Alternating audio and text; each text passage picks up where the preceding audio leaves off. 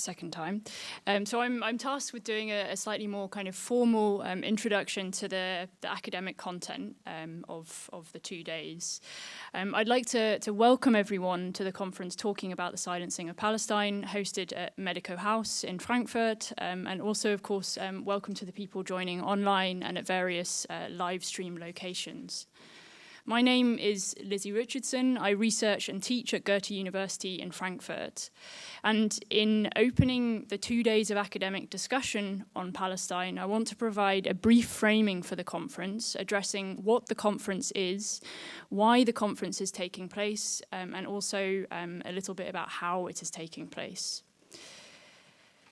So the purpose of the conference, from the perspective of the organisers, is to open up a space for academic discussion of Palestine, and also by extension, therefore, to highlight the silencing of discussion in academic spaces, particularly in Germany, of research on Palestine, Palestinian culture and history, and on Palestinians and their diaspora.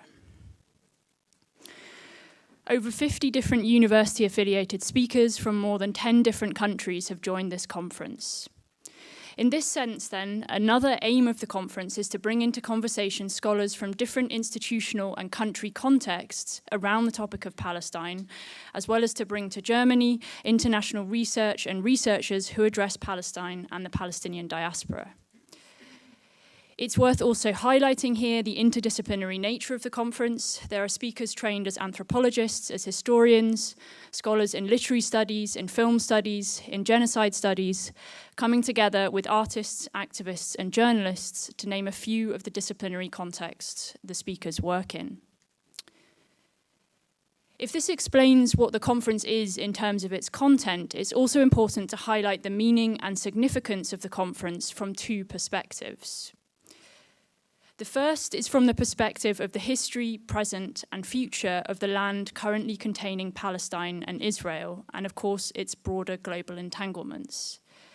I'm sure that everyone present today is aware of Israel's war in Gaza and the latest possible ceasefire. In this war, according to recent figures, over 47,000 people have been killed. More than 46,000 of those are Palestinians. The conference should not be understood, though, as a direct response to this latest phase of ongoing violence, displacement, and violation of the human rights of Palestinians, but rather the conference is intended to address the historical conditions and the contemporary societal and political forces that have brought us to this situation. This knowledge is not merely academic context, but for many of the speakers in the conference, it is the substance of discussion. In fact, as the focus on epistemic violence in various sessions of the conference will highlight, the material and discursive force of knowledge is central to creating and also potentially altering the current condition of Palestine. Infrastructures of knowledge production and classification shape what is visible as a subject for research and from which perspectives that subject is addressed and thus intervened in. Scholars who have examined epistemic violence in different geographical contexts have highlighted how knowledge is used as a material force of subjugation and as an instrument to discursively weaken a population or group by removing its access to knowledge and the means to create knowledge about itself. So knowledge production, including and perhaps especially academic knowledge, is neither separate from the real world nor an entirely objective view of it. And this, of course, is no secret. It is built into the purpose of academic peer review, which is a process of contestation of knowledge. Secondly, the conference is significant from the European and specifically German perspective in seeking to provide broader and deeper understanding of Palestine. Some of the reasons for the particularity of the difficulties of the question of Palestine in Germany and in German universities will be a topic addressed by speakers over the coming 2 days. In and beyond Germany, a more general pattern of repression is being observed of both student and scholarly discussion of Palestine, repression that is justified by at least two common basic premises that cut across geographical contexts but play out differently in different countries. The first premise is that Israel has a right to defend itself, and because of this, no human rights abuses or atrocities matter in any fundamental way. The second premise is that those who oppose Israeli policies are anti-Semitic and also quite probably inciters of violence. These two premises act as implicit, but often also explicit, justifications for shutting down scholarly debate and discussion. To begin to consider some of the structural conditions shaping the pervasiveness of these two premises and their implications, this conference centers research on Palestine, Palestinians, and the Palestinian Question, understood at least in part as the question of how the life, land, and liberty of Palestinians may be upheld in the face of continued disenfranchisement, subjugation, and violence. For example, without greater understanding and teaching of the history of Palestine, including its entanglement with European pasts of colonialism and anti-Semitism, it is impossible to understand the Palestinian and Israeli present. The question of whether there has been progress from that European past of colonialism and anti-Semitism is of course dependent on how that past is interpreted in the present. As Palestinian-American scholar Edward Said noted in relation to imperialism, appeals to the past as a means of making sense of the present are always animated by uncertainty about whether that past really is passed over and concluded, or whether it continues, albeit in different forms. And I think our first speaker, amongst others at the conference, will pick up on some of these themes. And before handing over to this first session, you might be asking, how is the conference taking place at all, given this shrinking of space for academic discussion in Germany? And here, it's very important to recognize, and for those of you who would like to join me in thanking the extensive and painstaking work of students at Goethe University who have envisaged the conference and made it a reality over the past weeks and months.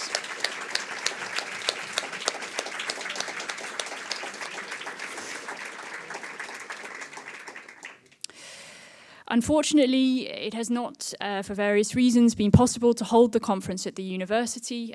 The irony of the conference discussing silencing being unable to take place at the university has not been lost on the organisers. It does, at the same time, serve to highlight exactly the problem of silencing and repression that the conference sets out to address, demonstrating the vital need for academic spaces for discussion of Palestine. And with that, I'd hand over to the first session.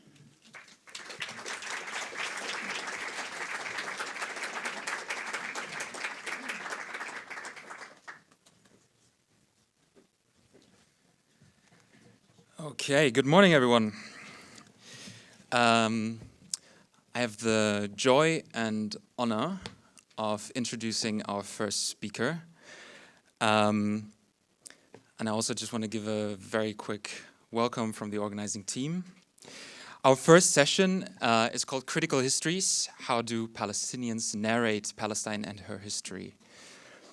Our first speaker is Hazem Jamjoum. Hazem is a man of many roles, if I may say so. And I think in every one of these roles, he is committed to Palestine and furthering the struggle for liberation. Hazem is a researcher, an educator, a translator, an audio archivist, and an editor. Hazem has previously been the associate editor of the Journal of Law and Equality, senior editor of the Indigenous Law Journal, and an editor of Al-Majdal magazine. And recently, Hazem is the founding editor of Maqam Editions, a recently established publishing house specializing in its first stage on English translations of works from the Arab linguosphere, based in London. Hazem is the translator also of Ghassan Kanafani's The Revolution of 1936 to 1939 in Palestine, published with 1804 Press, and also of Maya Abu al-Hayat's novel No One Knows Their Blood Type, published with CSU Poetry Center. And with that, I would like to hand over with a big round of applause to Hazem Jamjoum.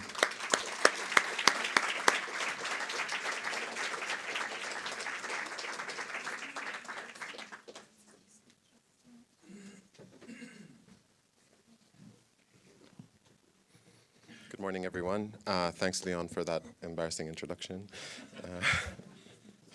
I I was tasked with a certain kind of presentation this morning. I'm going to alter it a little bit in light of yesterday's news.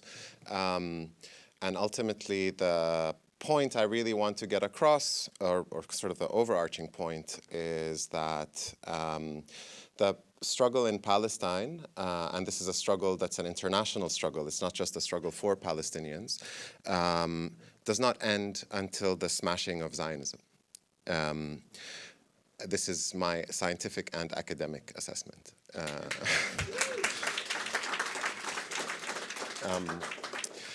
So I'm effectively going to tell the story of the last 120 to 140 years or so in, I think, under an hour. With this, and the question is, how do Palestinians narrate the story? And so these two issues are effectively one and the same. What I do want to say before I start, though, is that none of what I am about to present is academically controversial. Everything I'm about to present is very much in the academic literature, which itself lags behind in decades what Palestinians living in refugee camps, living in villages, living across the world are saying from their own lived experiences, right? So when I talk about the Nakba, for example, people lived the Nakba and they saw it with their own eyes. And it took until an Israeli critical scholar or Israeli critical scholars in the 1980s and 1990s began publishing books out of the Israeli military archives to simply confirm what Palestinians had already been saying for half a century before that. Right? And so it's something to keep in mind, and this is going to keep happening, right? So all of the details we, who are in touch with people in Gaza, we know day by day from our families and our friends what they've been living through, those who've been lucky enough to live through it, as in to survive.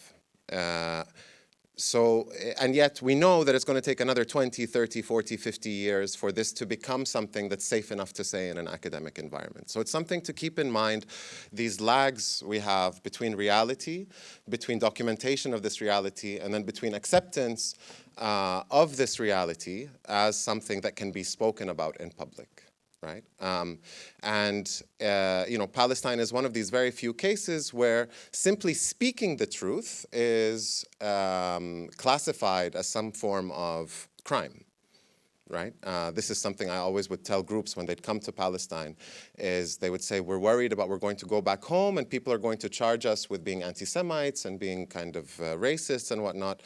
And I'm saying, how is what you saw racism? In the sense of your experience of seeing this, of witnessing it, right? Nobody can tell you that you're a racist for having seen something, right? The truth itself is truth. So I'm going to begin, one of these buttons is going to switch the slide, maybe this one. All right, I'm going to begin actually with a conversation about South Africa. So this presentation is based on something I've been trying to kind of educate through for a couple of decades. And when I started, still many people knew about South Africa. I think now with generational change, less and less people know about South Africa. So now I include it also to honor the struggle for liberation in South Africa, and also to remind us about some of the aspects of apartheid. And the reason I think it's important to note is because there's been a complete whitewash of the South Africa story, which effectively looks like there were racist laws called apartheid, and then there was a kind of anti-racism movement, which was the anti-apartheid movement. And through nonviolence, this movement was able to bring about free and fair elections and kind of suffrage for the indigenous population, the black population.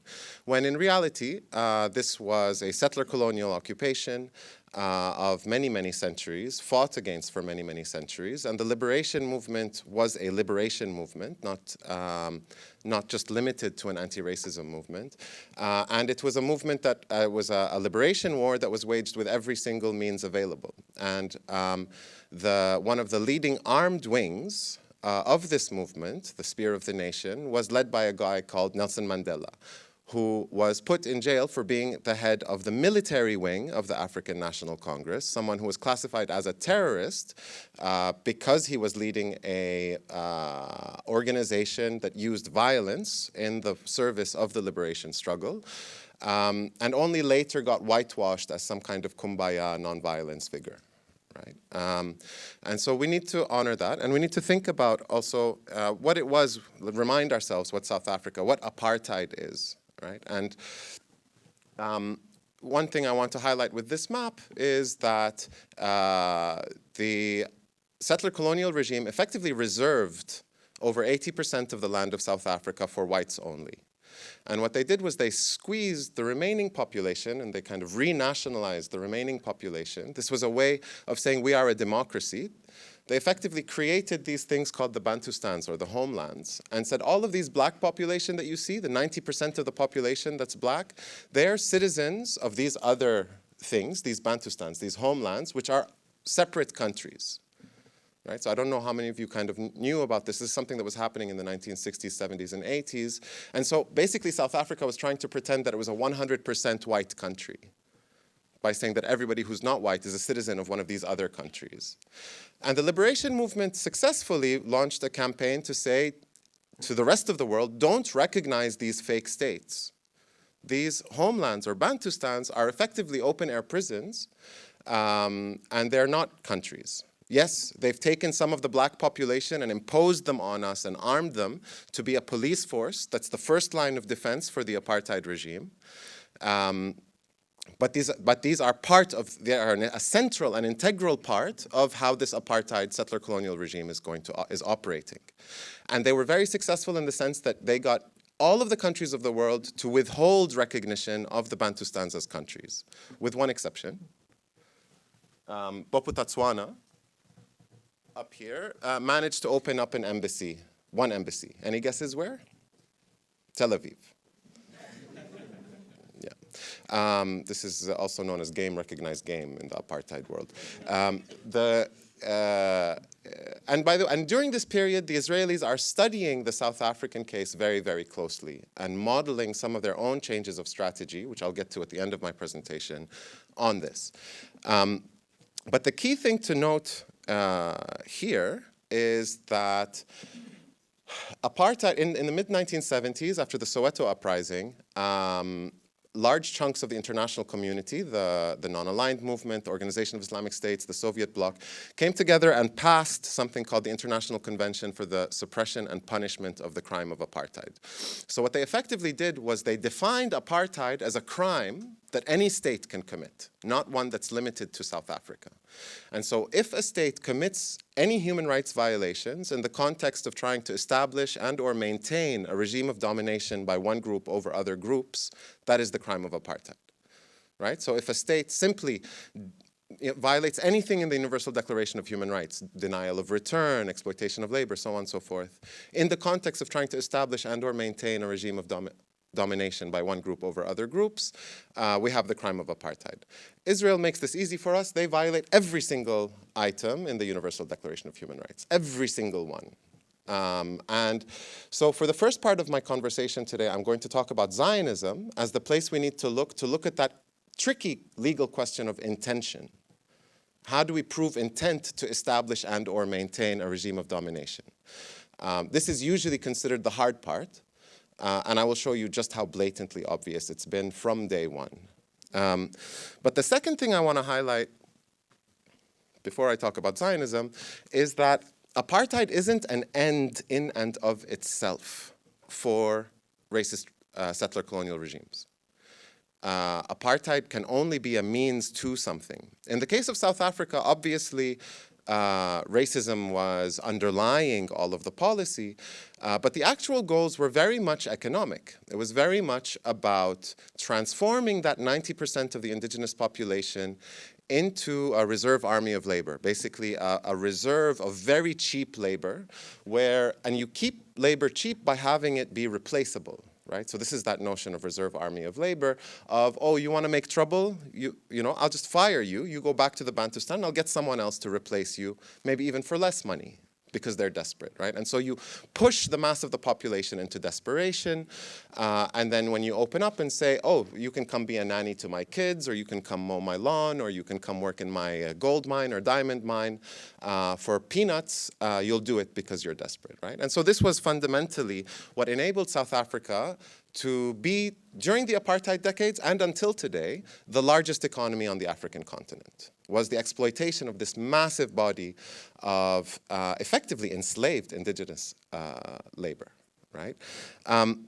In the case of Palestine, obviously Palestinian labor has been exploited since day one, but as I'm going to show, the purpose of Israeli apartheid is genocide from day one, not from 2022, 2023, not just right now.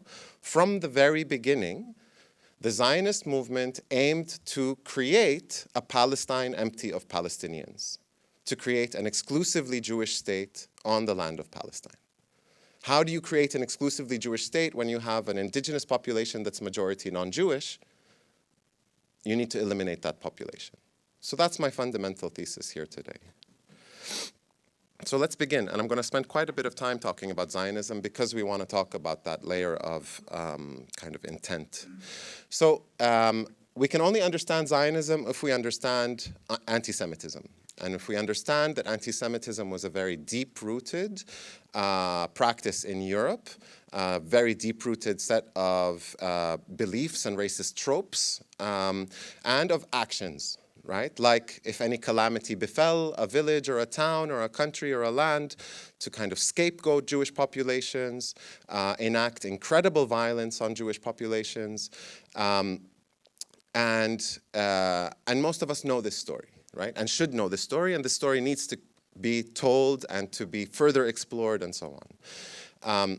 What changes is with the French Revolution, there's a change in the kind of modality of politics to one where we cease to be kind of subjects of the crown, kind of different based on different communities, and become citizens of a state with equal rights regardless of religion and background and race and ethnicity and so on, right? And this promise in part kind of enables this thing called the Haskalah in the 19th century, a kind of Jewish renaissance. And so, and partially kind of helps us understand why there's this explosion in the kind of Jewish intellectual presence and creativity and so on and so forth. And to kind of make a much longer story a bit short, by the time we reach the 1880s and 1890s, there's a massive betrayal, right? Or there's a kind of what becomes obvious as a massive betrayal to this idea of equality, especially around the Dreyfus affair in France, where a Jewish officer is wrongly accused of treason. And it shows that effectively anti-Semitism is still alive and well. And despite all the talk of equality and the French Revolution and all of this kind of égalité, fraternité, that this was just talk, and that European anti-Semitism hasn't gone anywhere. If anything, it's just as pernicious and just as present as ever before. And so we begin to look at the responses from Jewish European communities to anti-Semitism. And by and large, and this resonates really strongly with me as someone from an immigrant and refugee family, because when we moved to the West, one of the first things my father said was, try not to stand out. Try to fit in, right? So try to assimilate. And in the 19th century, this is the word that gets used, assimilationism. Try to effectively hope that nobody finds out that you're Jewish and just blend in with the rest of the Christian white folk and hope that they don't find out that you're Jewish, right? For younger Jews, this was terrible, right? It's like, what do you mean? We're just going to try to sidestep anti-Semitism? We need to address it. How are we going to address it? And you find that a very large part of the response to anti-Semitism is effectively what I call a revolutionary response. So by and large, you have a very large wave of young Jewish folks in the mid and late 19th century who begin to look at anti-Semitism not just as one thing that exists on its own, but as part of a broader system of oppression. Basically, the argument goes something like, these regimes are not just anti-Semitic, they oppress workers, they oppress women, they're imperialist regimes. They are racist against not just Jews, but others as well. If we want true democracy, these regimes need to be toppled in their entirety and replaced with actually democratic regimes. And if we can have actually democratic regimes that are representative of their people, then the issue of anti-Semitism will no longer be an issue because Jews are part of that population and that society.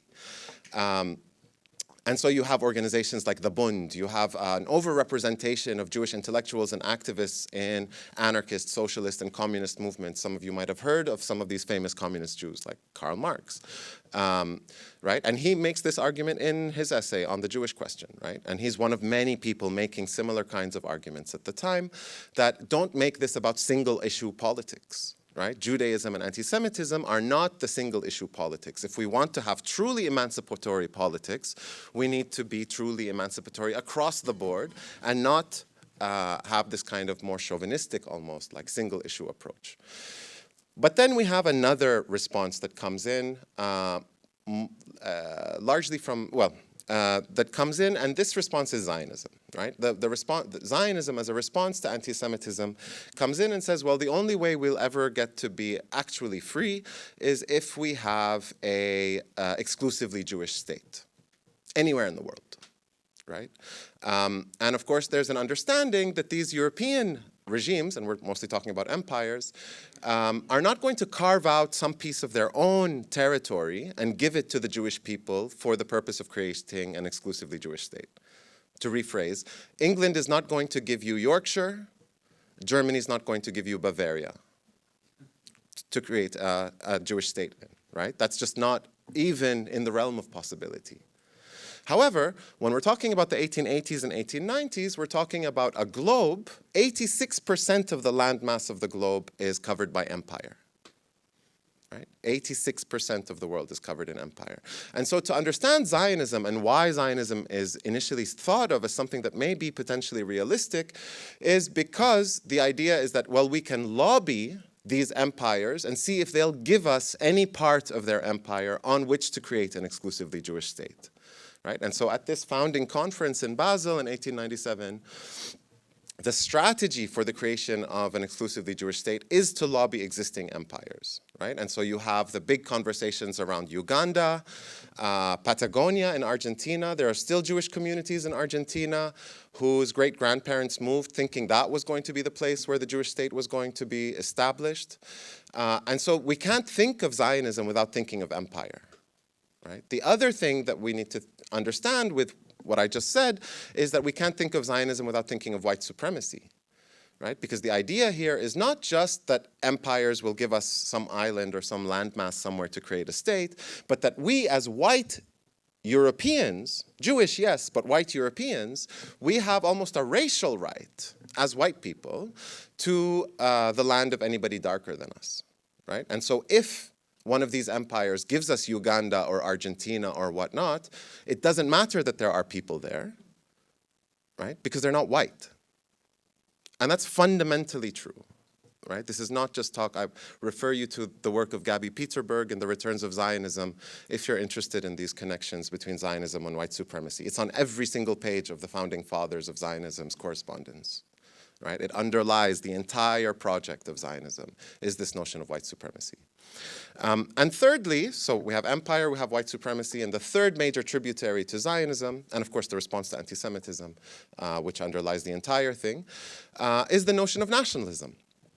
Right? The idea that the world is not carved up into, for example, believers and heathens, but that the world is carved up into groups of people that we can think of as races or nations. These days we use the word cultures, right? That's the new euphemism, or kind of ethnicities. So that notion of the world carved up into types of people is still very much kind of alive and well with us in these sort of more softer versions. But in the 19th century, it's straight up this idea of nations, and almost that you can draw a circle around a nation. Right? And if we look back to the origins of this idea in people like Fichte and Herder, Germany gave us a lot of this stuff, the idea is actually an idea based on notions of purity.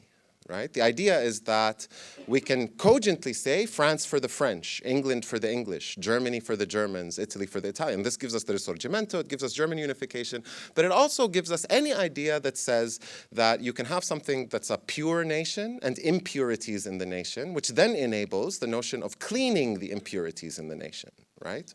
And we're in a place that is familiar with this. Which is to note the kind of these ideas of purity in nationalism is what gives us Zionism. The idea is we're going to respond to anti-Semitism by creating an exclusively Jewish state somewhere in the world, right? In the words of Ben-Gurion, and I'm paraphrasing, you know, the utopia is one where the prostitute is Jewish, the cop who arrests her is Jewish, the prison guard is Jewish, the judge is Jewish, and the president of the state and the parliament is Jewish, right? And the fact that we use a carceral metaphor is not a coincidence. Right? The fact that the Zionist kind of leaders like Ben-Gurion immediately go to the police and the prison and the courtroom for thinking about utopia, again, is not a coincidence.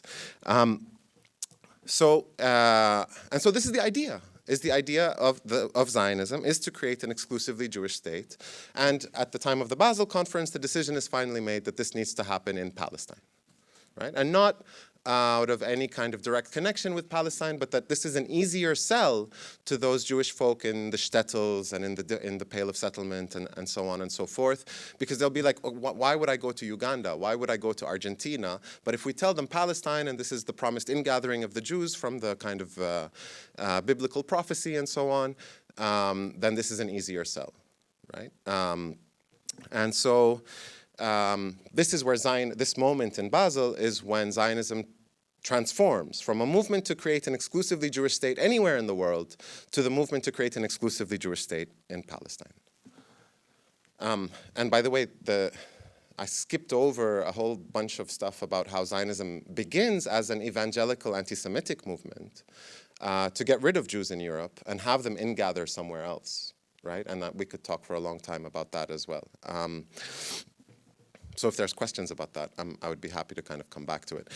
What the World Zionist, so the Basel conference establishes the main organizing framework for the Zionist movement, which is called the World Zionist Organization, still around, still doing what it does. In fact, the State of Israel is a sub-project of the World Zionist Organization. So if we did a kind of organizational chart of the Zionist movement, at the top we'd have the World Zionist Organization, and underneath that we'd have Israel. We'd also have two very important para-state institutions.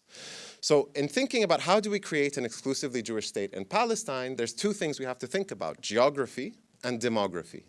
How do we get hold of the territory of this state, and how do we make it demographically exclusively Jewish?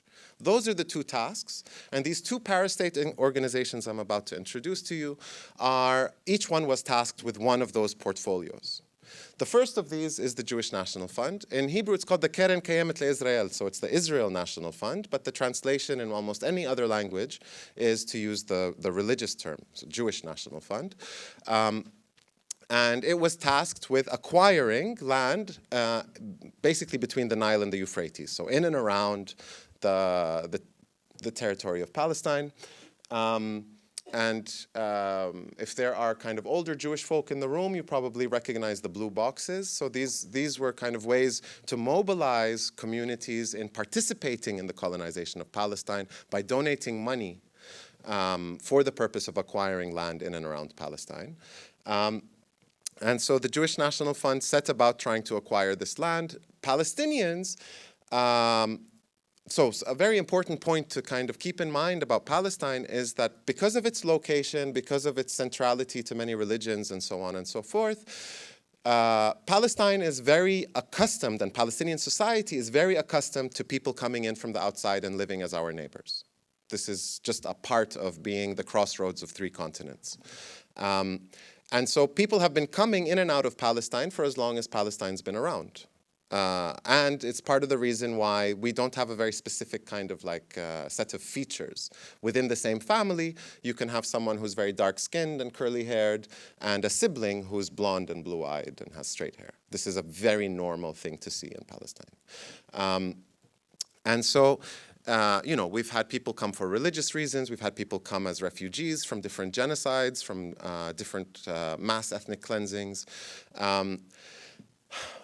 But then very quickly, Palestinian farmers began to understand that this new wave of Jewish folk coming to Palestine, and remember, there's a very sizable Jewish Palestinian community historically, and so there's nothing strange about Jewish people coming to Palestine. In fact, a lot of us, my great-grandmother, her babysitter was Jewish, right? And so this was part of being neighbors and being the people that we trade with and the people that we share religious events with and so on. And there's a lot of kind of stories, much of which have been erased, sadly, about ways where, for example, doing Jewish festivals, Muslim and Christian communities would sort of take actions and make space in order to host Jewish people coming to Jerusalem for the Nabi Musa festival, for instance.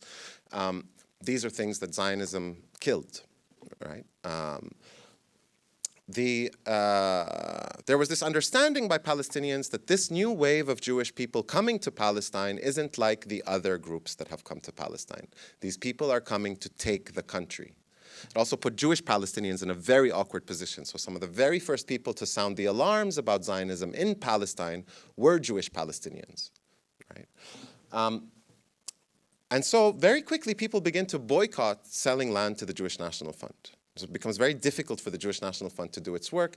And so it starts to resort to much trickier means of acquiring land, right?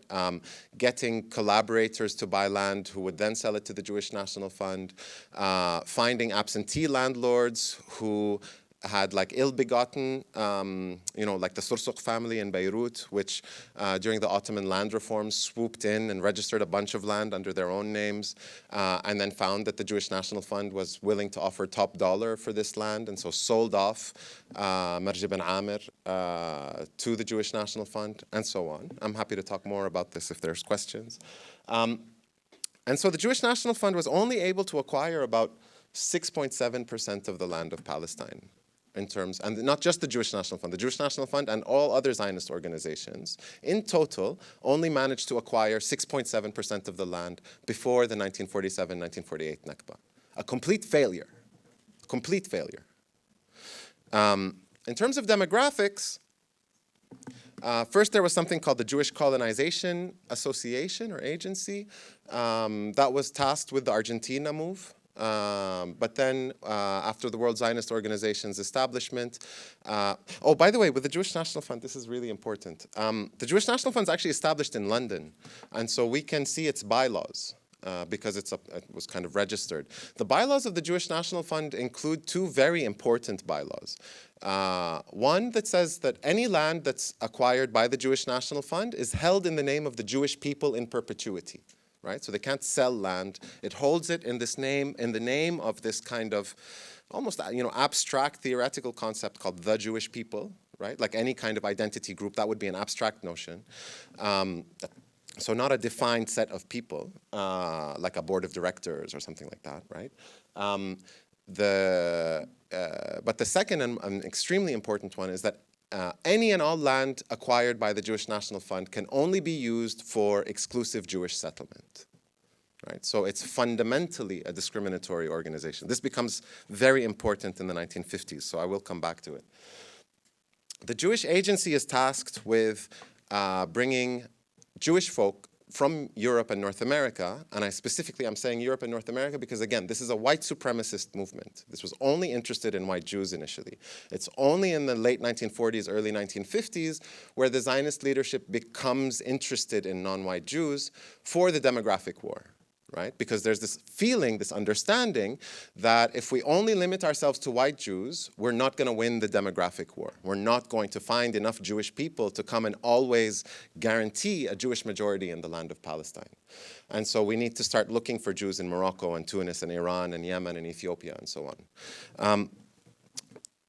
By the way, when I first went to Britain, I was asked to come and do a debate at the University of Liverpool. And I said, okay, not knowing who I was going to debate. And then it turned out the person I was debating was like one of the spin doctors from the Jewish Agency in Britain. And so I was really stressed out. I was like, this guy's gonna like know so much stuff. Like he's a professional PR guy. Like who am I? Anyway, he was a hack and a joke. At one point, he's like, but you haven't read the book that answers everything you said. I'm like, oh no, there's something new in the scholarship that I haven't read, and I'm not ready. He's like, It's all responded to in Theodor Herzl's Der Judenstaat. You're a joke, you're a joke. Anyway, but one thing that was interesting was there was a moment where I was trying to highlight that he works for an organization that's working on the kind of like return of Jews after 2,000 years of exile. And so they're working on return. And so us Palestinians, we've been exiled for 70 years. At the time, it was even less than 70 years. So, you know, just where do you find the consistency to say that Jews after 2,000 years should return, which I have no issue with, but that Palestinians who are still in living memory, and my grandmother lived in Palestine before she was expelled. She remembers Palestine before she was expelled. Why can't we return? By the same logic. He somehow misunderstood the point I was making, and he said, no, you don't understand. Since 1994, so the Oslo agreements, since 1994, we in the Jewish Agency have stopped going around to Jewish families and telling them they're bad Jews if they don't move to Palestine, that they don't make aliyah to Israel. He didn't realize that what he had just said was that from 1900 until 1994, the Jewish Agency was going around telling people they were bad Jews if they didn't go and get Israeli citizenship. This was part of the tactics, was effectively to harass Jewish people and tell them that they are not being really Jewish properly if they don't make aliyah and go and get their Israeli citizenships. But the Jewish Agency effectively established a very robust infrastructure to move Jewish people to Palestine. And so it was not just about berating you for being bad at being Jewish. It was also about saying, well, okay, are you locked into a lease? We'll help get you out of it. You need help getting the airfare? We'll help you get the airfare. You need a place to stay and a job when you get there? We'll hook that up. And Israel is the only country, legally, the legal infrastructure for this, for the state of Israel, is very robust as well, because in 1950 they passed a law called the Law of Return, which effectively says that any person who is Jewish is already a national of the state of Israel. So if you're born Jewish, you were born a national of the state of Israel. Israel is the only country in the world that separates between nationality and citizenship. So if you're Jewish, you are already a national. What's left is just a piece of paperwork to make you a citizen. And that's what the Jewish Agency is there for, is to effectively facilitate that process. But what this also means is that any of you right now that don't know that you're Jewish, if you go home today and find out that your mother's mother's mother was Jewish, you can take that information to a rabbi registered with the Jewish Agency who can certify your Jewishness. And then you can take that to the Jewish Agency, that certification of Jewishness. You can take it to the Jewish Agency, and you can be in Palestine tomorrow. And if there's an election, you can vote, and you can go on state support, and you can have the full rights of a citizen. Whereas all of the Palestinians in this room, like myself, I'm not even allowed near that border. Right? And I can document, on my father's line, I can document our family's presence in Palestine for at least 1,000 years. This is just a paper trail. Right? I'm not even allowed near the border. Right? So I hope you can kind of like see the... So the Jewish Agency basically put in all of this major kind of outlay to encourage Jewish folk to move to Palestine. And by the way, by the end of the 1920s, it's a dismal failure. Right? Most of the migrants who came in with the first aliyah had already left. By the end of the 1920s, the census information was 60 to 80,000 Jewish people in Palestine. And that's including Palestinian Jews, right? Of a population of near 1 million at the time, right? So just a complete failure. The Zionist movement was a complete failure by the end of the 1920s. What happened in 1932? That changed the game entirely. The Nazi Party won the elections in Germany. This is what changed everything in Palestine, was the victory of the Nazis in Germany. Because what happened was, it was unsafe to be Jewish in Europe before the Nazis. It became life-threatening to be Jewish in Europe with the Nazis in power. And so Jewish folk were trying to get out of Germany, get out of Austria, get out of the places where the Nazis had taken power or were threatening to come to power. And while Jewish families were trying to seek safety, what did the rest of the world do? They closed their borders to Jewish refugees. This is the part of the Holocaust that I feel doesn't get talked about nearly enough, which is that Britain, the United States, Canada, the places where Jewish families were trying to go and seek safety, closed their borders to those refugees. right? Down to turning back ships full of refugees who ended up back in the concentration camps and in the extermination camps, right? If you're interested in this, look up something called the Congress of Evian, right? Now, again, none of what I'm saying is secret. It's all researched at length. In 1938, the Jewish refugee crisis, as it was called, had reached a point where the United States and Britain felt they needed to do something about it. And so the US reaches out to the British Foreign Office and says, hey, we need to do something about this.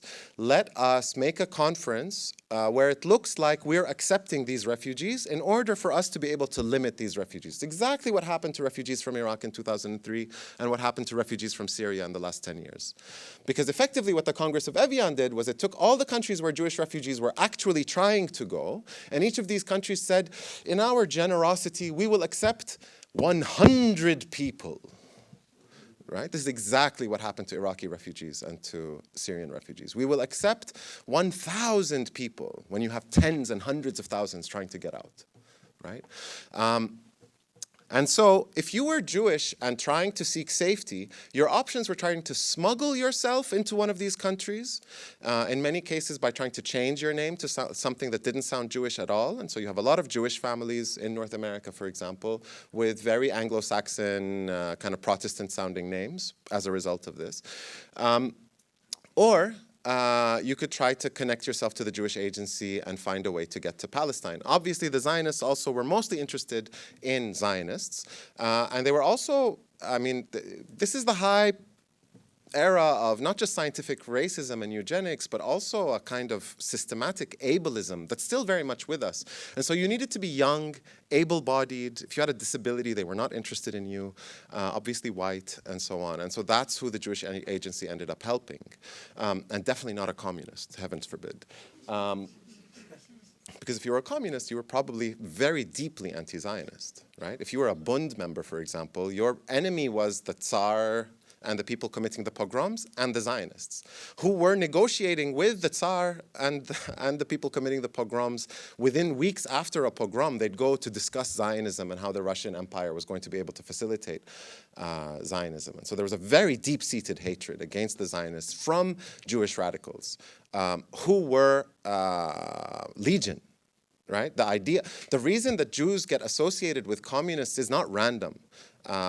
There was a really large overrepresentation of Jewish people in radical movements in Europe, right? And that's really a lot of who perished in the Holocaust, was these Jewish radicals, right?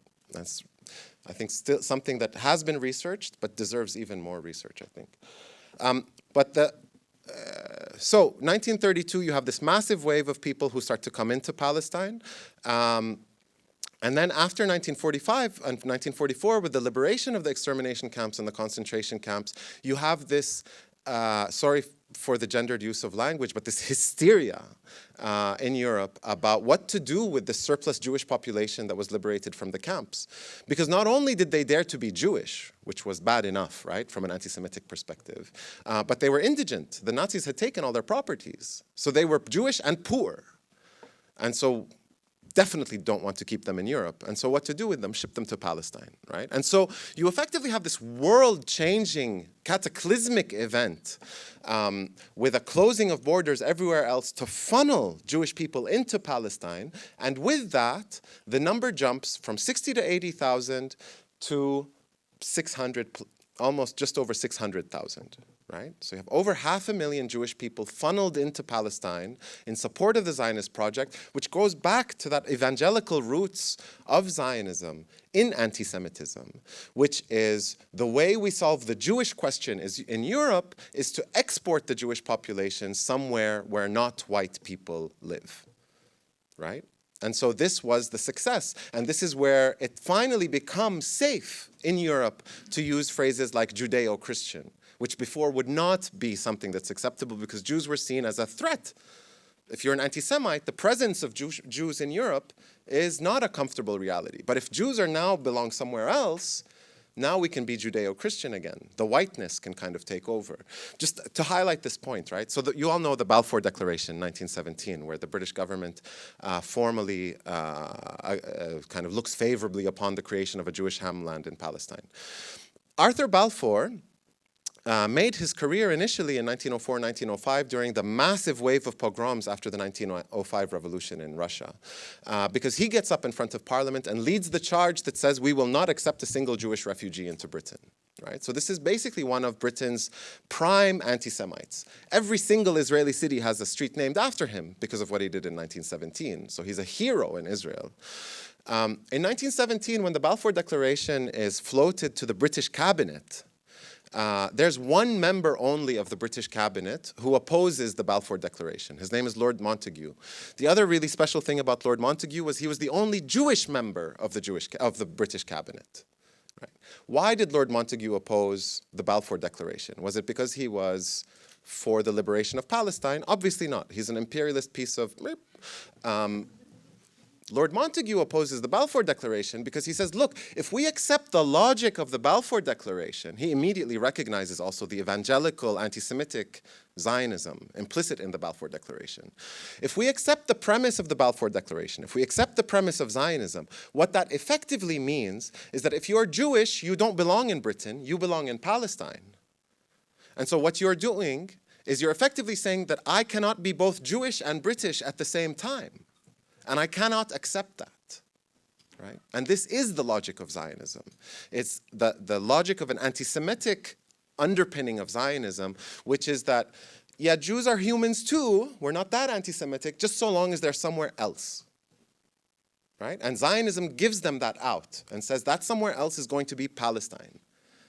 But if you consider this is also a dismal failure. Remember, the goal was exclusive Jewish state. And yet when we talk about 600,000 Jews in a state with 1.8 million people, or a land with 1.8 million people, where 1.2 million are non-Jewish, this is a failure. And it took this massive cataclysm and this massive funneling of Holocaust survivors to create even this number, right? And so the solution was either, how do we create a Jewish mega majority in Palestine, was either kill the non-Jews or expel them. And they opted for expel them, right? And down to even the names of the operation. The operation that clears the Upper Galilee, Zionist military operation, was called Operation Matate. Matate in Hebrew means broom. We're sweeping out the dirt. These Palestinians, these non-Jewish Palestinians, right? And so you know the Nakba. I'm not going to go into too much detail about this. Ilan Pape's The Ethnic Cleansing of Palestine brings together a lot of the research around it, so I'm not going to go too much into how the military forces came in, surrounded villages from three sides, bombed them until people ran out, went into the villages and gathered the women and children, massacred those people that the Jewish National Fund had on the list of people who were involved in the resistance in the 1930s, and then forced women and children and men out at gunpoint to cross the nearest border, right? And this was done systematically, village by village, until 2/3 of the Palestinian population was forcibly displaced. Over 530 towns and villages, including 5 cities, completely depopulated and eventually razed to the ground. Ultimately, by the early mid-1950s, kind of ensconced into the refugee camps, the largest number of refugees coming under Jordanian control. The highest density of Palestinian refugees anywhere in the world is in the Gaza Strip, right? So before October 2023, we had about 2.5 to 2.8 million Palestinians in the Gaza Strip, the most densely populated place in the world. Over 2/3 of those 2.8 million Palestinians are refugees. And those refugees in Gaza, by the way, are all within a 15-minute drive of the village they call home. As in, the crisis of Gaza can be solved in 15 minutes with enough buses.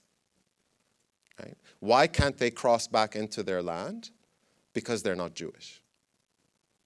Right? That's the only thing stopping them, under Israeli law, from going home. So this is Israel. This is Zionism. And so this is how people imagine refugee camps. This is what they looked like in the 1950s. This is the largest refugee camp in Jordan, Baqa refugee camp, and this is what it looks like today. right? So generation after generation, building on top of one another, fighting to go home, right? And where we are treated as security issues in all of the countries where we are hosted, right? In Lebanon, it's the Deuxième Bureau. It's effectively Lebanese intelligence that deals with Palestinians, denied access to 72 jobs in Lebanon. In Jordan, despite citizenship laws, the refugee camps are treated as major places of unrest and instability, and this is after a massive wave of massacring in 1970 to get rid of the political presence of Palestinians in Jordan. And in Syria, you hopefully have seen what the Syrian regime did to Yarmouk camp and all the other Palestinian camps. Obviously, Palestinians were at the forefront of the uprising against the Assadist dictatorship and paid the price. And of course, the Syrian regime, in its love of the Palestinian struggle, named its primary detention and torture camp where political dissidents were tortured and killed and held Fir' Palestine, the Palestine branch, right, as a tribute to the Palestinian revolution. The Jewish National Fund comes under a very interesting debate in the late 40s, early 1950s. It's like, okay, as far as the kind of within the Zionist establishment, the argument is made, well, they failed. They only managed to get 6.7% of the land. We got all the land by conquest through force of arms. We don't need the Jewish National Fund anymore. I don't know who it was, but if anybody knows, please tell me. Some genius in the Zionist establishment comes up with a brilliant response. And he says, no, wait, let's keep it. Let's create a system, because the Jewish National Fund, by its own bylaws, must discriminate against non-Jews. And it's tasked with, and it already has all of this experience dealing with land and territory. And so why don't we come up with a system where we effectively don't have to pass any overtly discriminatory laws and say, you know, basically, if you're not Jewish, you're not allowed to live here. Why don't we create a more complex legal system where we offload the responsibility of decisions around land to the Jewish National Fund? And that's effectively what they did, right? And I can, if you're interested in this, Yuri Davis's book from the late 1980s, Apartheid Israel, The Possibility for the Struggle Within, goes into depth about this legal structure. And if you want me to kind of go into it, I'm happy to sort of paint it for you, but it is a bit time-consuming to go through. It's very, very simple to understand. By the way, these people who say Palestine is complex, it's so difficult to understand, that's complete nonsense. To understand anything to do with how Israel has approached the issue of Palestinians since the establishment of the State of Israel, it can actually be summarized in one very simple line. Maximum land under exclusive Zionist control, minimum Palestinians on that land. Which also, you can flip it, maximum Palestinians on the smallest amount of land, right? And the Jewish National Fund plays a cornerstone role in this. And basically, you can trace Israeli laws to show how effectively the major decisions regarding land are handled by the Jewish National Fund and by something called the Israel Lands Authority, which the Jewish National Fund has a decisive say in the decisions of the Israel Lands Authority. There's some lands that come directly under Jewish National Fund control with nobody else interfering in those things. Those are the lands in yellow on this map. And if any of you go to this part, the part of Palestine occupied in 1948, you will see across the country these things called national parks. This they borrow also from the United States and Canada that again, stole the land of native populations who they massacred and contained into ghettos and reservations, and then turned their land into these kind of nature reserves, national parks. And so at the entrance of most national parks, you'll see a Jewish National Fund sign. By the way, the Jewish National Fund, because it operates these national parks, effectively rebranded itself as an environmentalist organization, because it plants trees. By the way, even the trees that they plant German pine trees, right? Completely, effectively an invasive species and a monocrop, right? Talk about fires. And it's, by the way, why the Israelis have been suffering with these fires, because they plant this one kind of tree that's not native to the region and is not resilient to fire. But basically, your tax money in Germany, as well as 51 other countries, goes to subsidizing the work of the Jewish National Fund's environmentalism. Well, I took out this slide. The national parks are built on the land of the destroyed villages. So if you go to a Jewish National Fund national park, at the entrance you'll see a map of the park, and you'll actually, in many cases, see the destroyed villages plotted on the maps. And the symbol, if you go to the legend and can read Hebrew, it's usually the symbol of the capital on a Roman arch. And then when you read the legend, you'll see that that symbol means archaeological site. Right? This is what explains the fact that in the middle of a national park, you're seeing stones and houses and water wells and things. And so you go in, you're like, wow, this is like the Byzantine era. You know, or this is, or if you're a young Jewish kid from Brooklyn or something, you go and you're like, these are like the Jews, this is the Bar Kokhba days of 2,000 years ago, the old ruins of those houses. Meanwhile, of course, 75 years ago, you know, our grandparents were living in these houses and using these water wells, and these were our buildings and our homes and our villages, right? The other thing that's very, very difficult to uproot is all the fruit trees that Palestinians planted, and especially the cactus that Palestinians planted as border markers, boundary markers between plots of lands and other plots of land, right? And so you go into these national parks, and they're full of, if you're looking carefully enough, not only are you seeing the remnants of villages, you're also seeing the remnants of agriculture. And one very important point, anyway, there's so much detail, but one of the interesting things, you know, we say the Nakba Day is in May, with the establishment, the formal declaration of Israel. Of course, half the refugees had already been expelled by then. But the choosing of May as the timing for the establishment wasn't just about the fall of Jaffa. It was also because that was when you do most of the harvest. So the state of Israel effectively funded its establishment partly by stealing the crops that Palestinians had tended, I mean, for years, but also that season. And then those were the harvests that enabled the early months of Israel.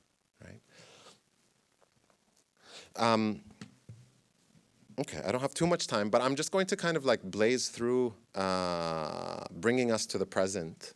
I hope I've made the case that I kind of came here to make.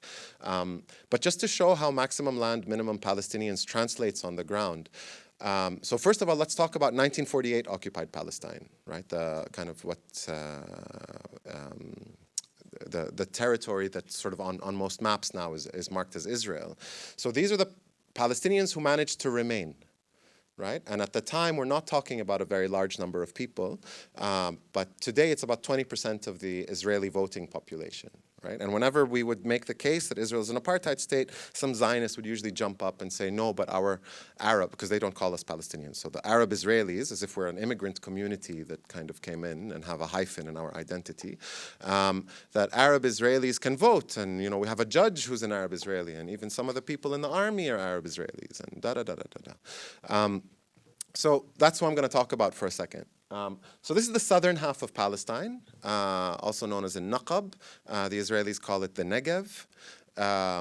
It's also called the forgotten half of Palestine. You probably noticed that in the maps I showed you from before, this part is basically cropped out, right? Before 1948, the British census had about 100 to 115,000 Palestinians living in this area, and practically no Jewish population in the census in this part. Most of the Jewish population was concentrated in Jerusalem, Tel Aviv, and Safad. Somehow in the partition resolution, most of this area, except for the area, the larger area around Gaza, or Gaza province, which was one of the largest provinces, is kind of dedicated to the proposed Jewish majority state. Between 1948 and 1952, the Zionist militias and which would become the Israeli army, forcibly expelled the vast majority of the population, right? So there's about 15,000 that managed to remain. Those who were expelled account for about 30% of the refugees in Gaza. And then if you ever go to Jerusalem and the Jordan Valley, you'll see these kind of Bedouin encampments who are now also being displaced, some of them for the 5th and 6th time, like the Jahalin Arab between Jerusalem and Jericho. And then you have a group that go to Sinai and a group that go to Jordan. These 15,000 who managed to remain, they all get squeezed into this area up here. You see this dotted line, this was called Mantiqat al-Siyaj, the fenced area. And In 1965, so before the 1967 occupation, 1965, Israel passes one of its most important laws, and it's also one of its most boring laws. It's a very massive law called the Planning and Construction Law, or the Planning and Building Law.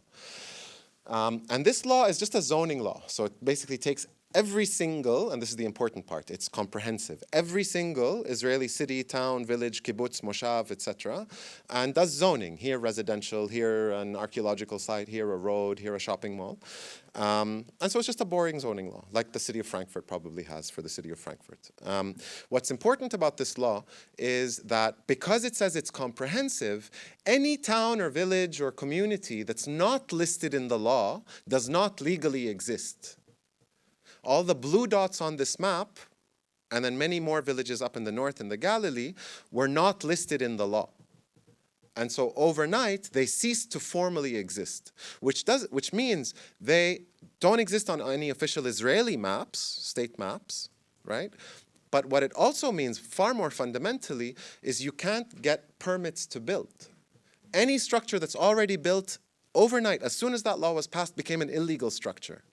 Also, you can't give water and electricity and sewage and healthcare and education to a community that formally doesn't exist. And so they're not allowed to have electricity or water or education or healthcare or anything like this. So for instance, this village, which is here, Wadi Nam, this is 6,000 Palestinian citizens of Israel. So these people can vote in elections, they can run for Israeli parliament, they can be in the army for sure. If they're willing to go die for Israel, then the Israelis are happy to have you. They don't have any water or electricity, but so if I turn around 180 degrees, this is what I see. This is called Ramat Huvav. It's a major industrial zone. It produces mostly chemicals.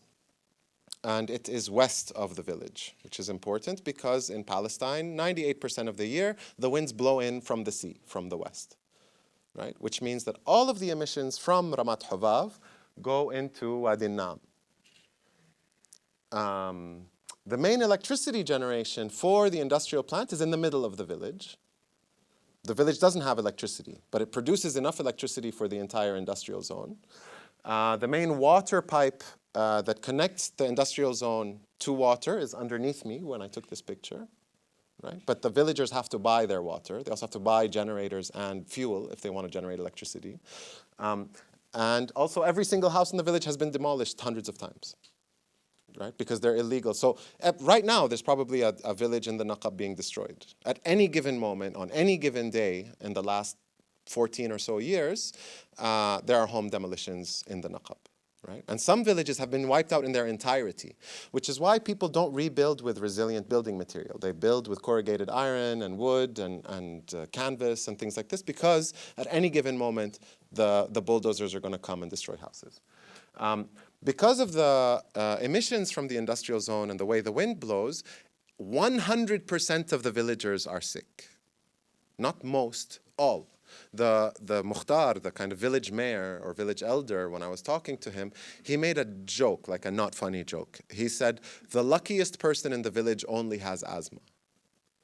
Right? All adult women in the village have had miscarriages. And everybody has either, some combination of skin disease, respiratory disease, and reproductive system illnesses. What's also, and so effectively what the plan was, and this changes, so in 1968, so this idea of whole-scale destruction and depopulation, we're familiar with it from the Nakba and other actions. What's important about the Naqab and what makes it the blueprint for the rest of the country is what happens in 1968. In 1968, Israel recognized one of the unrecognized villages, which was Tel Saba, Tel Sheva. Between 1968 and 1982, it proceeded to recognize 7 of those villages. Why? And this is the most interesting point in a way. The idea is maximum Palestinians on the minimum amount of land. By recognizing 7 of the villages, these become places where Palestinians can legally be. but under full Israeli control and with Israel drawing the line. And so it's basically an open-air prison, right? And so this view is effectively kind of summarizes it. If you don't live in the recognized villages, and by the way, the word for these recognized villages in the Naqab is in Hebrew, rikuzim. Arabic speakers will recognize the root rakaza, which is the word for concentration, to concentrate, right? So the actual day-to-day word for the recognized villages is concentration town or concentration township, right? So that's actually Tel Sabi off in the distance in this photo. That was the first of the villages to be, the first of the rikuzim, the first of the recognized villages. And this family, when I came to visit just a few days before, had their home demolished. If you live outside of the rikuzim, if you live outside of the concentration towns, you are illegal. You are living illegally. And so you have to choose whether to build a corrugated iron structure to live in until it's demolished, at which point you try to rebuild it with cheap materials again, or move into the concentration towns. By the way, there's so much I can tell you about the Naqab and how the agriculture ministry and the green patrols would go around and harass people and shoot their goats and make their lives impossible to force them to move into the rikuzim. It's a kind of astounding that around half of the Palestinians of the Naqab until today refuse to move into the rikuzim, refuse to move into the concentration towns, and prefer to be able to continue their way of life as agriculturalists and shepherds rather than move into the concentration towns and become cheap labor, part of the reserve army of labor for the Israelis, right? And by the way, in the 80s, yes, maybe you were a reserve army of labor and you could get a job in one of the industrial zones in this area. In the 1990s, Israel switches its labor strategy to prevent the hiring of Palestinian labor, right? And so for those people who moved into the rikuzim, those jobs, those minimum wage exploitation jobs in the factories are no longer available now. But you see the idea here, right? Is you end up with places where people have lived where you're not allowed to live and your home is going to be demolished and you don't have water, you don't have electricity. If somebody gets hurt, you can't call an ambulance and get them to come and pick you up from the house. You have to carry them up to the highway. There's also a really interesting angle as educators. Israel passes a compulsory education law, the purpose of which is displacement of Palestinian Bedouin in the Naqab. The schools are set up in recognized places, right? The mandatory education law meant that people living in the unrecognized villages, their kids had to go to school. School is a 2-hour walk away, right? And then you'd have punishment if you missed X number of days at school. And so the compulsory education law was a way to punish students and their parents if the students didn't go to the school, and to force you to move into the rikuzim, into the concentration towns, for the purpose of not violating the compulsory education laws. Right? So many different strategies to get Palestinians, to force them out. But the other aspect of the Naqab is exclusive Jewish settlement. And by the way, the Jewish National Fund is very active in this area. This is the making the desert bloom. This is the desert we're talking about, by the way. This ecological disaster of the Jewish National Fund and making deserts bloom. It's a desert. It's not supposed to bloom.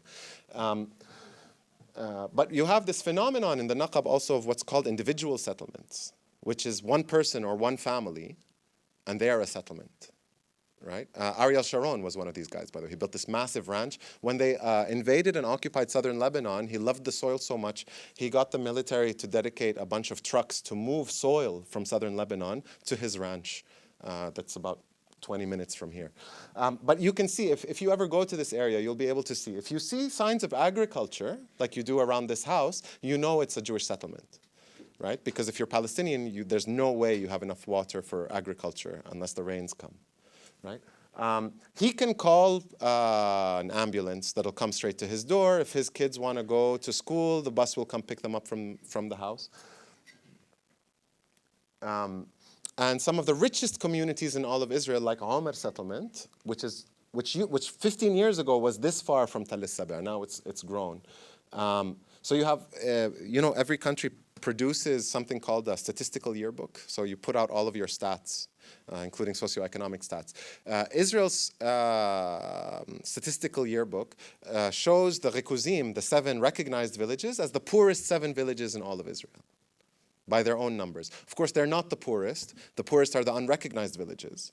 But those don't exist, so no data is collected on them, so they don't make it into the Israeli statistics. But by its own numbers, these are the poor. To move to the concentration town is to move to one of the poorest communities in Israel, where data is collected. But right next to them are some of the richest. Right? So you have some of the highest inequalities, and no Palestinian is allowed to move into the Jewish settlements, obviously, right? But just to look at the map again, the green blobs are the recognized, the rikuzim, the concentration towns. The blue dots are the unrecognized villages, right? And so what you need to try to do is basically imagine, as an Israeli kind of spatial architect, the idea is to eliminate Palestinian presence where the blue dots are and squeeze and concentrate everyone into the green blobs, into the rikuzim, right? And that's basically the spatial strategy that Israel has used since the 1960s everywhere. A strategy of creating open-air prisons as a way where Palestinians are legally allowed to live. Yes, there may be Israeli military incursions, there may be bombings, there may be these kinds of things, but you can build with stone, you can have water and sewage and electricity, you can have a school nearby, you can build a mosque, whatever, a church, whatever it is you need. But so long as everything else is cleared, right, cleansed of the indigenous Palestinian population. And so this is the strategy that's brought into the West Bank and Gaza Strip after 1967, effectively. Right after the 1967 occupation, the Israeli strategy was really a military strategy that was thinking about other Arab states. So the idea was to cut off Palestinians from neighboring Arab states, specifically Jordan and Egypt. And so it was all about control over the Jordan Valley and about the Rafah area. And the idea was to split the West Bank into two parts, a northern West Bank and a southern West Bank, these kind of brighter shades of yellow on the map. And really just three major settlement blocks, right? One, which is the biggest one, Ma'ali Adumim, which continues the city of Jerusalem down to the Jordan Valley and does the actual splitting of the West Bank into a north and south. And then you have the Kiryat Arba'a near Al-Khalil, Hebron, which has its own story, and Gush Etzion, which also has its own story. This is a plan by a guy called Yigal Alon, who was a major military general, held many ministerial posts, and was even prime minister for a little while. But it's Ariel Sharon who really is the mastermind of what ends up being the strategy in the West Bank, because Ariel Sharon was intimately connected to the strategy that was developed for the Naqab, the unrecognized villages, Rikuzim strategy. And what Sharon did was he said, look, why split up the West Bank into two parts? Because this is about how do we prolong the occupation forever as we eliminate Palestinian presence gradually, right? The goal is ultimately, and has never changed, genocide, elimination of the indigenous presence in Palestine. It was stated from day one by Herzl and the other founding fathers of Zionism, and everything since then has been the implementation of a strategy of how do we get rid of all of these Palestinians, right? And it's a different tactic in different places at different times, but the strategy and the ultimate goal have not changed. The ultimate goal hasn't changed. The strategies have shifted slightly. This was a major shift in strategy. And it's brought about by Likud, so Benjamin Netanyahu's party, winning its first ever election in the late 1970s. They were re-elected in 1981, and that was interpreted as a mandate to carry out what I'm about to explain to you. Sharon said, look, so the problem that Israelis had with the West Bank and the Gaza Strip is that the long term is not sustainable as a direct military occupation. Having Israeli soldiers in the streets on every street corner is not a long-term way that this can happen. It's too expensive. And this is when they're really studying South Africa. And by the way, the South Africa Bantustan model was actually based on Canada, on the reserve system in Canada with the band councils and so on, right? These settler colonies learn from each other. Which is terrifying if the settler colonies are going to learn from Israel now also, right? What Sharon said was, okay, look, now having studied South Africa, we need to change our strategy if we want this to be in the long term. And what we need to do is, A, we can't have the military directly implementing this occupation in the long term. And so we need two things to happen. One, we need to be able to use our civilian population as part of the architecture of control for the West Bank. And so Sharon in the early 1980s basically opens the door and gives a massive green light to the settler movement and says to the Jewish Israeli population, go into the West Bank, into the Gaza Strip, and try as much as possible to occupy every single hilltop that you can. Set it up, and I'll make sure that the army comes in and backs you up. And so why split the West Bank into two big parts when we can split it up into dozens of little parts that then are separated from one another, not through direct military action, but by building an infrastructure of what we now call the settlements, right? To split them up, and where those settlements are actually military outposts, because everybody's armed, everybody's trained, and there are Israeli soldiers there to protect them. And so each one of these settlements is also a military barracks. Or a fortification. And if you look at how they're built, you see that they are military fortifications that actually do the work of splitting up Palestinian communities. And the second wing is inside the Palestinian communities that remain, we need something loyal to Israel to be our first line of defense. And this is where he's learning from Canada and from the United States, and especially from South Africa. The idea is, let's find Palestinian collaborators who we can hire to be our first line of defense. And so and this is what I did my master's research on, he helped develop this thing called the village leagues. And for those of you who study Edward Said and Orientalism, you'll be interested to know that this was entirely the product of people whose expertise was that they had PhDs in Oriental studies. And so their claim so Menachem Milson was the guy. He studied under H.A.R. Gibb, right, who is a third of Edward Said's final chapter in Orientalism as the arch-Orientalist. And Milson was also Sharon's war buddy from 1956. He was, anyway, I'm not going to go into I can talk about this as a whole other talk. But the idea here is to find Palestinian collaborators who will be the administrators of the Palestinian Bantustan. Right? And at the time it was called the village leagues, and the idea was to pit the villagers and the people from the countryside against the city folk.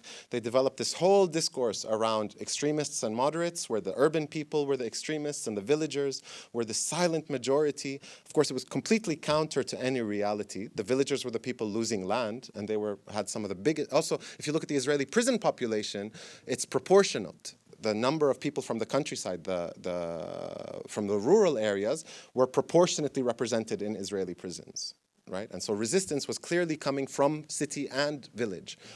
And the village leagues was a massive, you haven't heard of it because it was a massive failure. There was an intifada in 1981 that nobody, by the way, they launched the village leagues on the anniversary of the Balfour Declaration in 1981.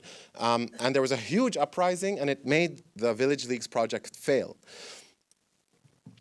And so one of the things that the intifada against the village leagues raised was, you don't get to pick our leadership. We already have a leadership, and it's called the Palestine Liberation Organization. So the big lesson for the Israeli strategists in this was, well, we need to do something about the PLO, right? And initially the idea was to eliminate the PLO, which was the main reason for the invasion of Lebanon in 1981-82. But ultimately, the opportunity presented itself in the late 1880s and early 1990s to transform the PLO itself into the village leagues, to transform the PLO itself into the Bantustan administration, to transform the Palestine Liberation Organization into the police force, which is the first line of defense for the Zionist project. And that is indeed what the Palestinian Authority is. That is what the peace process was. That is what the Oslo agreements were. And nobody inside the process was under any illusion that this was the case. Arafat thought that he could outsmart them. They killed him. But, I mean, even though he thought he was going to outsmart them, he established a police state in the West Bank and Gaza Strip.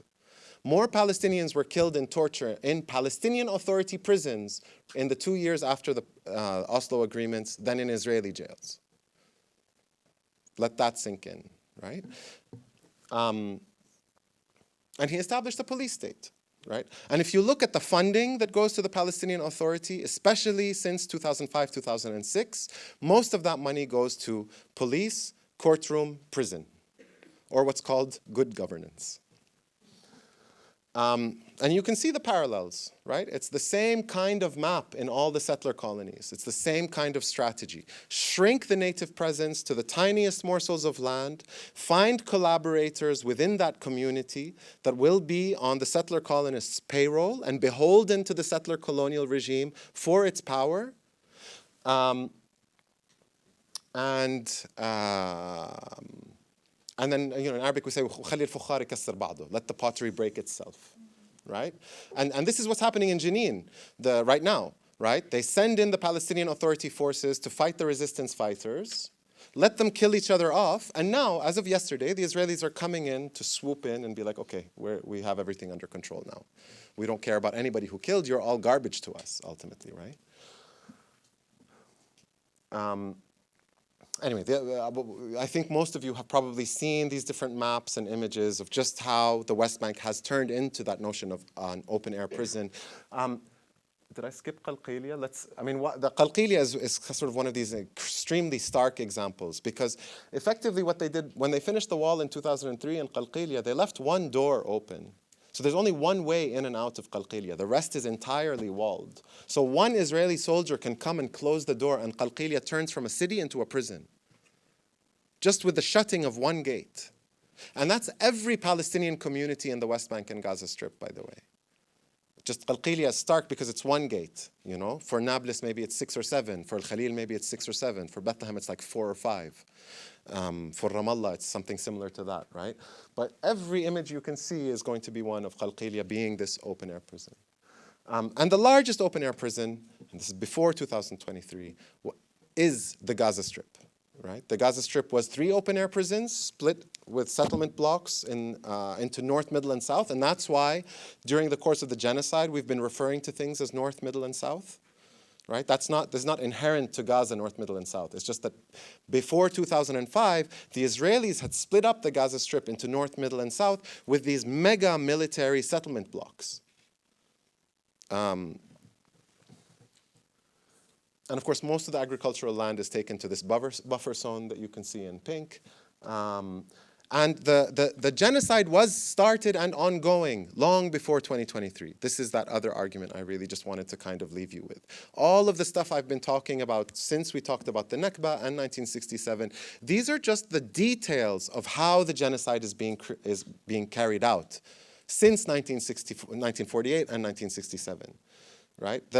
This was just an acceleration of the genocide in the last year and a half. There was never any question that the Israelis want the Gaza Strip cleared of its Palestinian population. They want 48 Palestine cleared of its Palestinian population, and they want the West Bank cleared of its Palestinian population. This has been clear to us from the very beginning. If you read what the Zionist founding figures talked about, this is what they talked about. If you read what every subsequent Zionist leader has talked about, this is what they've talked about. And so when we talk about Israel having a left parties and right parties, it's nonsense. The Israeli political system is an extreme right and a fascist extreme right, right? The fascist extreme right was the Likud party, for instance, and it's just one instance of this. They were against the construction of the wall. Why is the Israeli right wing against the construction of the wall? Because it places a limit to Israeli expansionism. From their perspective, why are you putting a wall around Qalqilia when ultimately we want to kick these people out or kill them and take the land of Qalqilia? Why are we placing this limit on ourselves?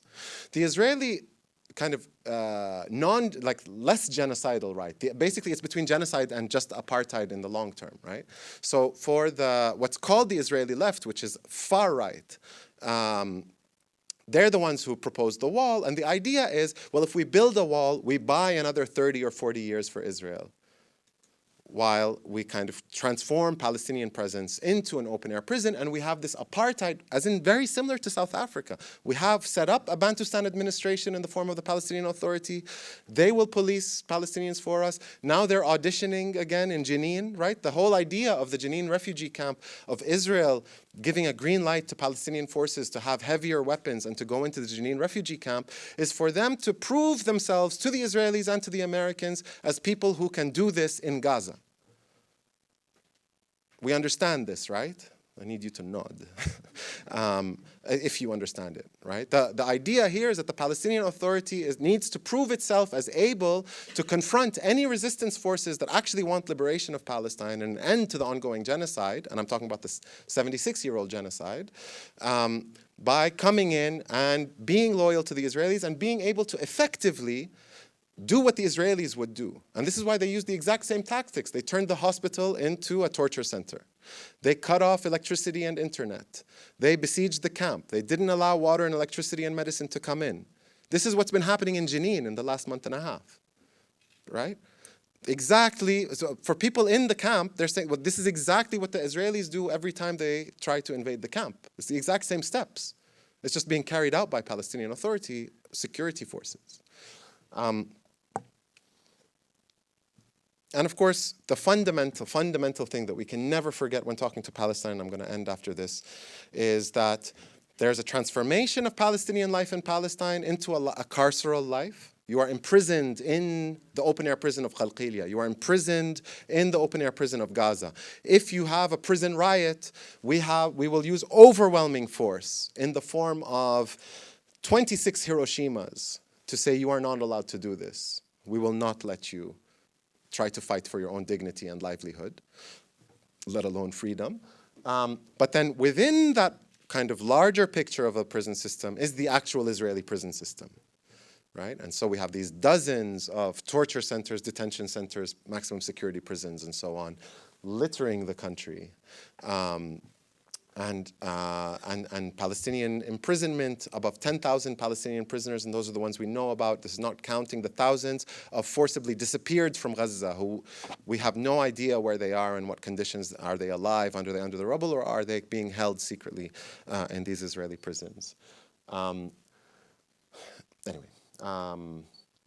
so just a kind of reminder that even if you live in 48 Palestine, you're a Palestinian who's a citizen of Israel, you also live in a kind of prison. It's just you don't have a wall to show you physically. This is the north. That's Lake Tiberias in the distance, right? If you step outside of the area that's zoned for Palestinians to legally live in, and you save up for 30 years like this gentleman to build a house for your family, and the police and the army see you build the house, and you finish it, and you paint it, and you move the furniture in, and you get to sleep there one night, and then the next morning the police come and destroy your house, which is exactly what happened to him.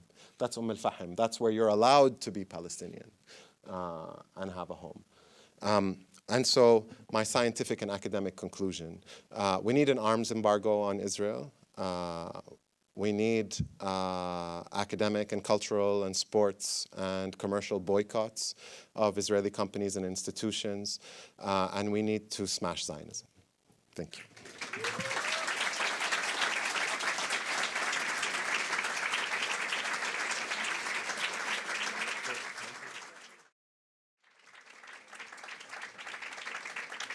Perhaps you can quickly tell us how many more slides do you have in this presentation? No, I think this is the last one. There can be no negotiating with fascism. The only option is to defeat it. That's where I stop. But there's a lot of slides that were removed.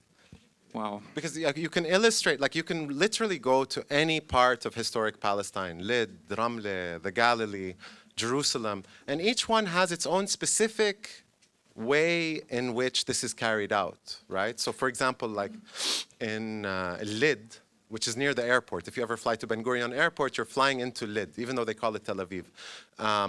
Lid is one of the historic Palestinian cities. Very, very old. But the way that the legal structure of this story in Lid worked was, so there's 5 cities that the Israelis call the mixed cities. And they're called the mixed cities. So in 1948, Israel completely depopulated 5 Palestinian cities. Like Bisan and Safad.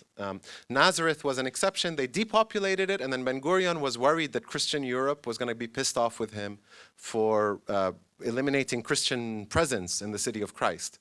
And so he allowed 15,000 Palestinians back into Nazareth. But then there's these 5 cities, Lid, Ramle, Akka, Jaffa, Haifa, with West Jerusalem, that are called the mixed cities. And they're called the mixed cities because they're called the mixed cities because one neighborhood in each of these cities was chosen to be a kind of Palestinian ghetto. So Palestinians were allowed to live there, and these ghettos were surrounded by barbed wire fence, and you needed a military permit to go in and out of them. And so since the 1990s, the Israelis have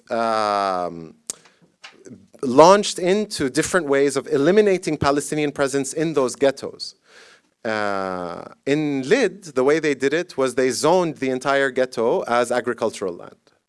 You know, in Yafa, the Ajami neighborhood, which was the Palestinian ghetto, is the Palestinian ghetto, what they did was they actually turned to property developers and gentrification as a way of eliminating Palestinian presence. So what they did was they put the properties on the market, and there's nothing discriminatory about it. It's just that your seaside properties are now selling for $200,000 and $500,000 and $800,000.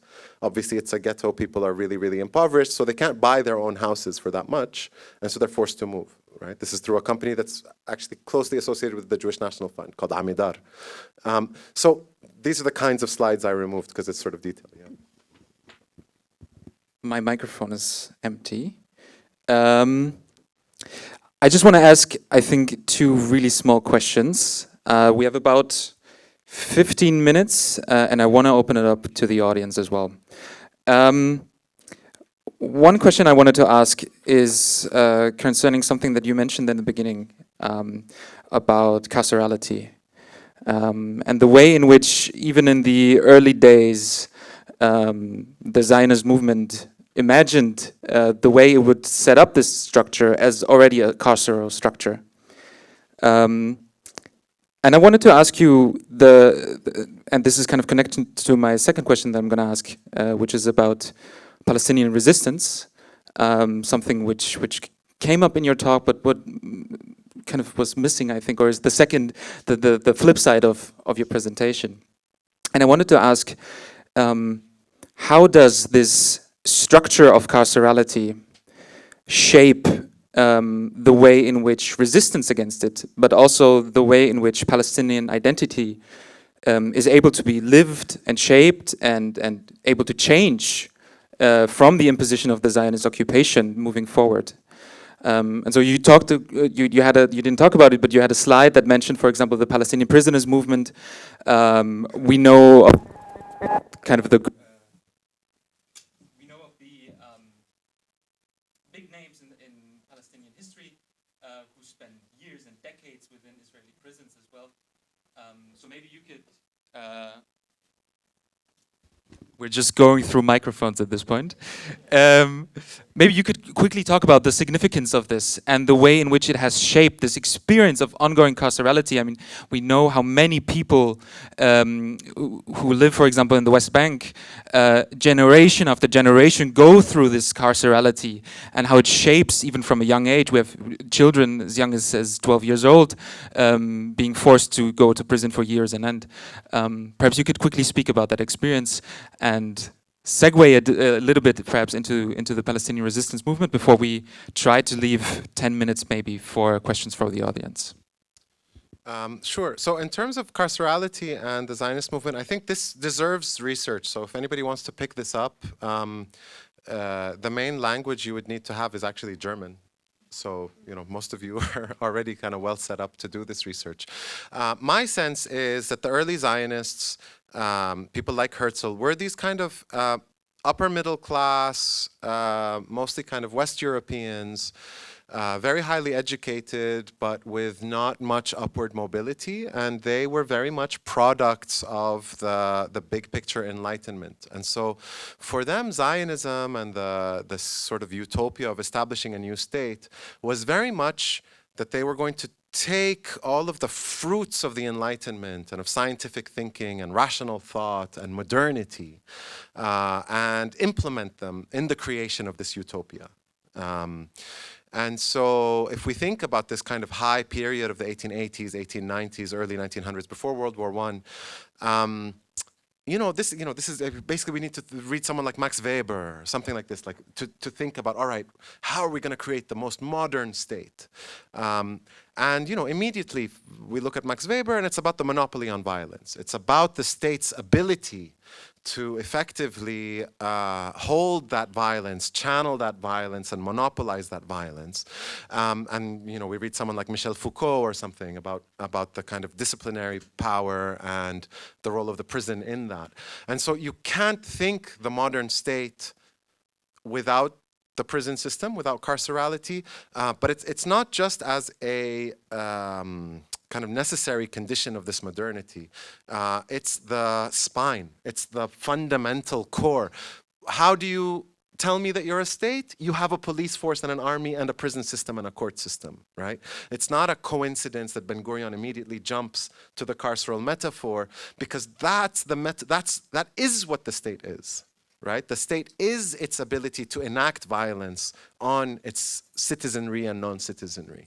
And that's how you communicate to the rest of the world. Yes, it's wonderful to have a national library and an opera house and these other trappings of modernity, but you can have all of those things, but without a robust police, prison, and court system, you're not really a state. You're a cultural institution.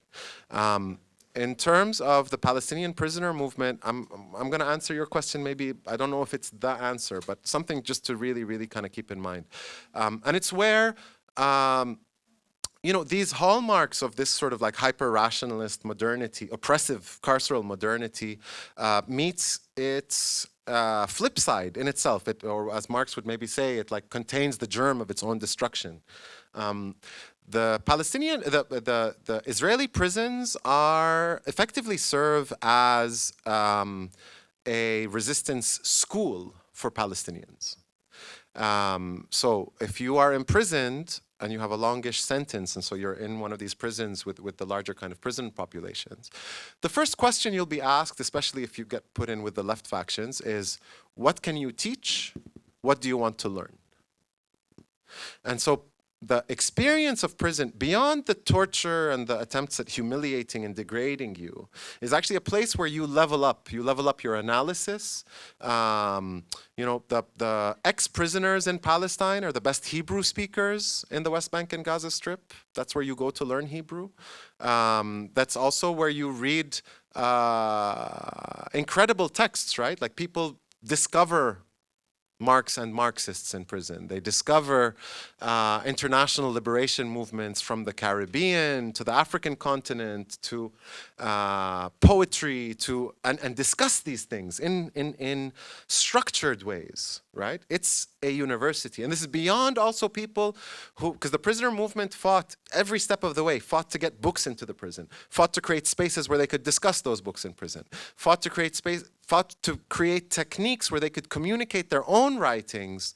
The Palestinian prisoner movement developed an entirely new Arabic script called Limsamsam. It's effectively a cipher script. No, it's not a cipher script. It's a coded script where you can fit an immense amount of text onto a very tiny piece of paper. And then you roll it up, and then you find some plastic bag that you melt around it, and then you put it in your mouth. If you're being transferred, you need to communicate between prisons. You put it in your mouth, and if you get caught, you swallow it, and then you hope that it comes out on the other end, and you can kind of still salvage the material that's in that. And so the prisoners are constantly communicating between one another. This is how you have coordinated hunger strikes, coordinated prison riots, coordinated positions where the prisoners' movement across the faction, because prison is also one of the very few places where people from the different factions can come sit down and have a very proper conversation. Right? And so the prisoners' movement is the leadership of the Palestinian liberation movement. Right? The Israelis recognize this. I'm not telling you any secrets, but and so the prisoner movement is also one of the only places where you can get a cross-faction statement. So, for instance, when Hamas and Fatah went at it after the elections in 2006, it was the prisoners' movement that came in and said, "Hey, this needs to stop. Here are some paths forward." Right? So, and there's a very deeply held respect amongst the Palestinian community, inside and outside, for anything that comes out of the prisoner movement. Because there's an understanding that these are the people who really sacrifice for us. Right? And so, and also some of the most incredible intellectuals, especially like liberation thought, people like Allah Yarhamu Walid Daqqa, and others whose writings have managed to kind of be smuggled out of the prisons and are a school for the rest of us, right? But I was saying about the fighting, also fighting to be able to do their degrees with existing academic institutions. And so people are studying for their undergraduate and master's and even doctoral degrees and finding ways to do their defenses and so on, and being awarded these degrees while in prison, right? And so, you know, in some ways it's a microcosm of the broader society, but in other ways it's really the leadership of the broader society, because that's where, you know, you've proven yourself as someone who's willing to sacrifice for this thing that's much bigger than you, but also it's this place where you're trained up mentally, culturally, intellectually, in conversation with others, in a way where it produces the best of us, really. Yeah. Incredibly interesting. And I think there we also see a parallel to so many other anti-colonial strives, where the prisons and those imprisoned really are the ones setting agendas and moving the struggle forward. I think we have time. We really don't have time, but I'm going to make time for 2 questions from the audience. So let's try to keep it brief. Hands up, please. Anyone who wants to ask a question. No, keep your microphone. I'm gonna. Let's maybe go with the person in the red shirt there.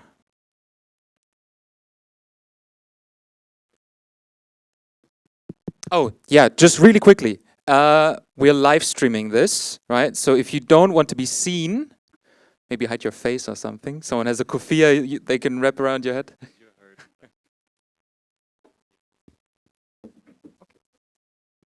Thank you. Hi, I'm Abdullah. I was wondering, coming back to the question of the academic situation about talking all of this, your approach showed so well how these continuities exist between different colonial and maybe in a broader sense, state violence kind of situations. I noticed, just very quick anecdote, I noticed especially after 7th October, one of the things that were stifled so much was any approach or any attempt to understand or question history and continuities and contexts. I was wondering if you also think that, you know, this is like this parallel between, you know, there is like this continuity of colonial rule over indigenous people, over, you know, subjects of a state. And there's also maybe the academic world where, you know, for a long time, it's maybe not so visible, but in certain important times when this kind of understanding and, you know, questioning of history and power becomes a threat to this very same colonial rule and its execution until the end, this becomes stifled. So maybe, you know, this is maybe a silly metaphor, but I was thinking about this, you know, cutting down the map into different areas and stuff, and how, you know, our understanding of, oh no, sorry, this is not a genocide, this is only quote unquote ethnic cleansing, or we can discuss war crimes, but this is still war, and this is not terrorism. Whereas, you know, all these delineations of different forms and strategies of rule, and I started rambling, but I was wondering how you know, how you look at this,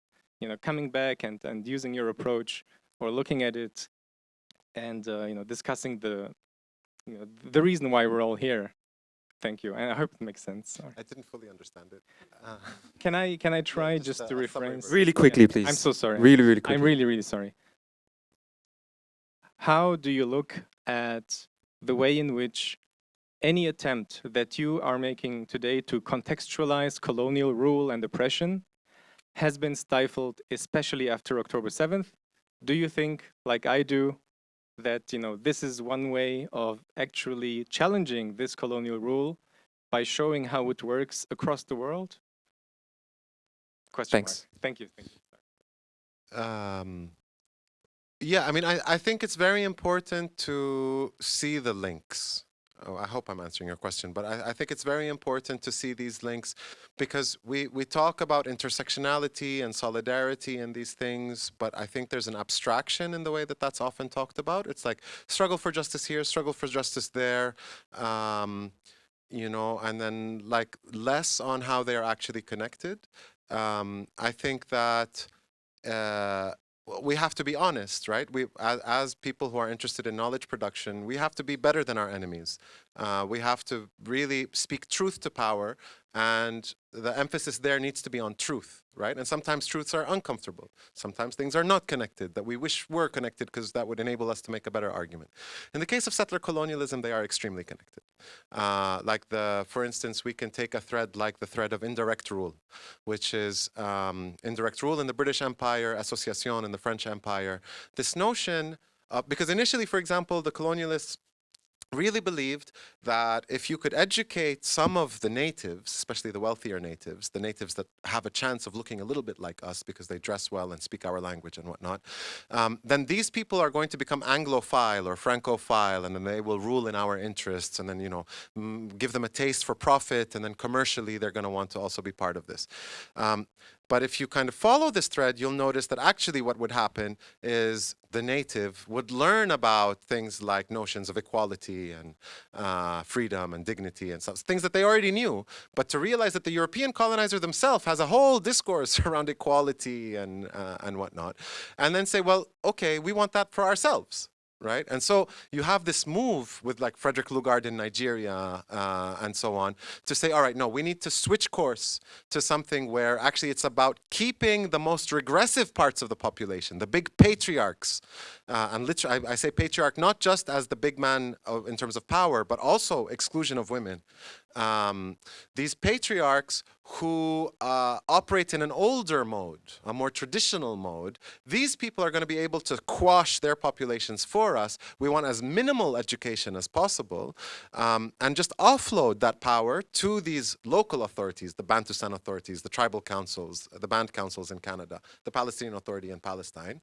And by kind of maintaining patriarchal control, these are the people most likely to continue to play ball with us in the long run, right? By understanding this history of indirect rule from colonialism in the African continent and on Turtle Island, North America, we can understand, I came to understand Palestine much better. This wasn't just some Sharon brainchild. This wasn't just some like genius flip of a switch in some kind of decision-making military cabinet for the Israelis.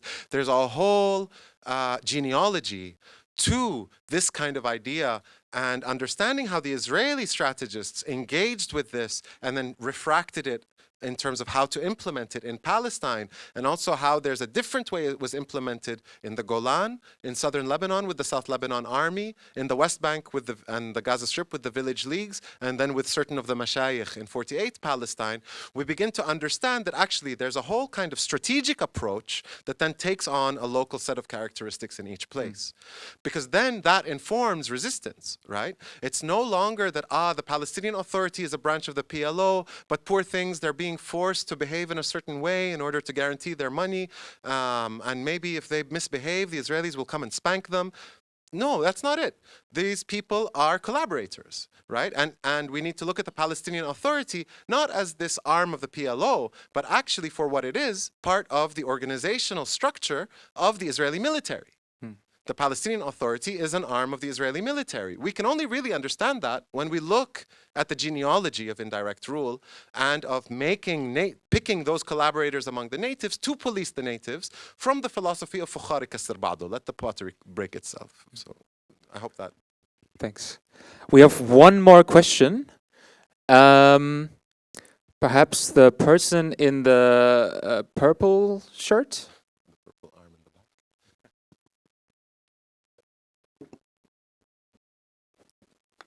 And let's try to kind of keep it brief. I will be very brief. Thank you so much for the presentation. I'm writing my PhD on history and law. And what I found really impressive is that this approach is not something that, the way that we tell our stories and the importance of telling our stories, the way that you did it today so perfectly. My question was more about how do we kind of like combat the silencing that is happening within these hegemonic structures that are producing knowledge production, and what are the ways in which we can perhaps create our own spaces and of like telling our own stories and of creating new systems of knowledge production, because I find it very frustrating to be kind of this hegemonic system and to be limited in the themes and the ways and the approaches and the methodologies of doing research. Yeah, thank you.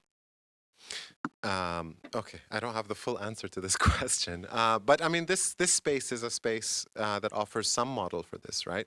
I think it's about just kind of like doing it, in the sense of, I think a lot of us have been trained to rely on existing systems and existing structures and the existing modalities of knowledge production and dissemination in order to get our story out.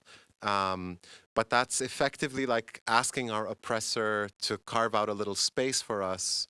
You know, and you can see, basically it's like the 1% of New York Times coverage that will talk about things in an actual reasonable language or something. We need to, I think, create our own, like, you know, as someone once put it, like to take over the means of production. You know, I think like setting up our own presses, finding ways to set up our own educational institutions, and to do it with integrity, like not to do it as fringe, to do it as correct, right? I think there's an immense amount, we're really talking about, this isn't just about Palestine, right? We all know this. This isn't just about Palestine. When I talk about spatial strategies of control, these are the same spatial strategies of control that are happening in your cities against poor and migrant communities, right? These are the same. So we need to find each other, and we need to get on with it. Who was surprised when the Goethe University canceled the room booking? No one. Nobody was, because when you invited me and you said it's going to be at a university, I was like, okay, so we have plan B and C, right? But we know. And this is the thing, like, you're going to apply to what, like the Nobel Prize and expect that like the Ghassan Kanafani is going to get it? It's not going to happen, right? So we can try with the knowledge that it's not going to happen, so we can have yet another instance to point to. But what we really need to put our energy into is setting up our own prizes, setting up our own granting institutions, setting up our own ways of doing things, right? And this, and not expect the existing institutional arrangement to make an exception for us. They're not going to. I mean, we really need to internalize this properly. Israel's committing a genocide. Germany and Britain and the United States are not aiding and abetting this genocide. They are also committing this genocide, right? So this person who's committing this genocide against you, you want them to fund your anti-genocide conference? Maybe, you know, but you can't count on it. You can't hold your breath for it.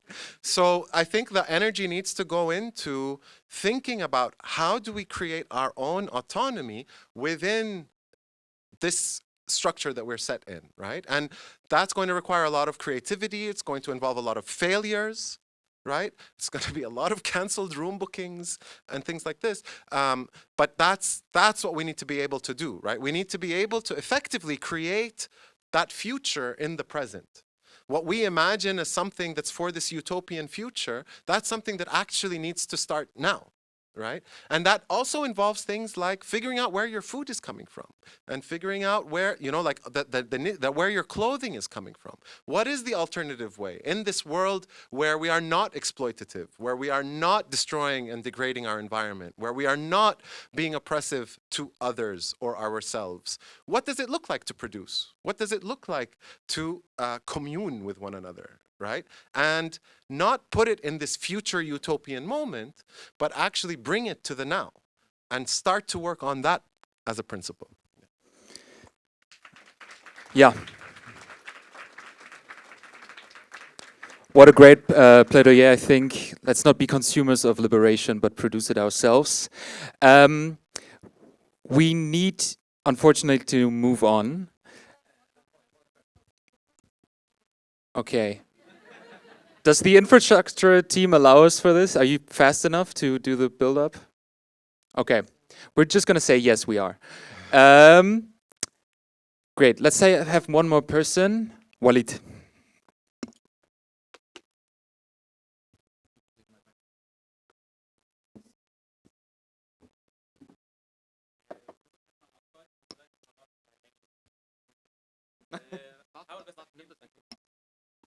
هحاول احكي بس السؤال اول شيء بالعربي اذا ممكن، وبعدين حترجمه بالالماني. الانجليش مش ملعبي.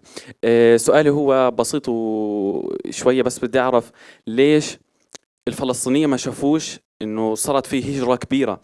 يعني لحد معين صار الواحد يشوف وقت الهجره الصهيونيه او اليهوديه لفلسطين انه لا، هان بكفي انه في مشروع حيصير على هذه الارض. ايش السبب الكبير او الرئيسي اللي خلى ان هذه الفكره تنجح؟ يعني انه ليش الفلسطينيين ما قدروش يوقفوا عند هذا المعين، عند لسه ما كانت مجموعات صغيره مثلا الفكره الصهيونيه، لسه ما كانت دوله قائمه في Palestin. Also meine Frage war, als die Palästinenser die zionistische Idee oder die Zionisten in Palästina reingelassen haben, die Einwanderung nach Palästina, warum haben die Palästinenser das nicht gesehen? Was war der größte Grund, dass die Palästinenser nach einer bestimmten Uhrzeit, wo die gesehen haben, ja, das ist jetzt zu viel, dass die das nicht gestoppt haben? Und warum das halt nicht passiert ist? Thanks for this question. So this is ultimately the question that Ghassan Kanafani asks in his essay on the revolution of 1936 to 1939 in Palestine. So I highly recommend you read it, but I'll give a little kind of offering. The answer is that Palestinians did recognize from very early on the threat posed by Zionism. This is what I was saying about there was an early recognition that this wave of migration was not like other migrations. This wasn't like the Circassians coming in or the Northwest Africans who would come for Hajj, or what would later be the Armenian refugees who came after the genocide, the Turkish genocide against the Armenians. That this was a migration that was جايين ياخدوا البلاد. They're coming to take the country. And right from 1920, you have the beginning of a protest movement. It builds up in 1929. You have a massive wave of riots against it. The British come in and squash that extremely brutally. And then you have the huge general strike. This is when, after 1932, and the Nazis take power here, and you have this massive uptick in Jewish migration to Palestine. Within the context of Zionist colonization, that the alarm bells are being sounded very, very loud. If you go back to Palestinian press between 1933 and 1936, you can see this very, very clearly. And then you have the 1936 general strike is about this, right? 6 months, continuous general strike, one of the longest in human history. And then this is quashed by the British with support from the Arab regimes to quash the general strike, which then moves out into the countryside as an armed insurrection by mostly the peasantry, but then of course the city folk are very much a part of that. And this is where you get your answer, is effectively there was one of the most important anti-colonial revolutions in the 20th century was the Palestinian Revolution of 1936 to 1939. And the British were brutal. They redesigned their doctrine of counterinsurrection into what became called pacification, right? And there's an interesting story to be told here about how the British are learning from things like the Mau Mau uprising, how they're learning from Palestine in ways that, well, they're learning from other counterinsurgencies to quash and do pacification in Palestine in the 30s, and then the lessons learned from that being then used in Ireland and in Kenya against the Mau Mau and so on and so forth. And when we talk about brutal, we're talking about mass murder, mass incarceration, mass exile. And so by the time we reach 1940, the Palestinian society is decimated, right? When you think about leadership in a society, unfortunately, bourgeois politics has taught us to think about leadership as elected officials or dictators or people who hold office. Leadership in a society is not that. Leadership in a society is those nodes, those people within our society who manage to play bridge and connect other people, both in terms of information and resources and ideas. And those are the people targeted by the British. And in those 1930s is when the British army actually trains what becomes the Haganah and the Palmach, or what we now call the Israel Defense Forces. Right? This is where Moshe Dayan is trained by the British on counterinsurrection. This is where Ord Wingate is brought in to teach Zionist militia how to do collective punishment using tactics of depopulating a village that would then become the core tactic used in the Nakba. right? So the answer to your question is in the 1936 to 1939 uprising and in the way that the British come in to quash it. Nobody was under any illusions about what Zionism was. There was a mass wave of organizing. And by the way, this revolution, when we talk about 1936 to 1939, I don't know what people imagine in their heads. But for instance, there's a 7-month period where the revolution liberated Bir al-Sab'a. Right? There's 7 to 8 months in which the British are unable to get into Bir al-Sab'a. There's weeks at a time in which they're unable to go into Nablus, unable to go into Al-Khalil. This is a full-scale anti-colonial revolution. Anywhere, I mean, in most places around the world, this is the kind of story that ends with a national independence moment. What happens in the case of Palestine, and this is what Kanafani, I'm sorry I'm taking up too much time, the reason that elsewhere it leads, this is Kanafani's argument, the reason that elsewhere it leads to a national independence moment is because the leadership of the independence movement, the patriarchal, reactionary leadership of the independence movement, people like Bourguiba in Tunis, etc., they find a mode of accommodation with the colonizer. And the colonizer is interested in this accommodation because counterinsurgency is expensive and exhausting, especially with a world war on the horizon, right?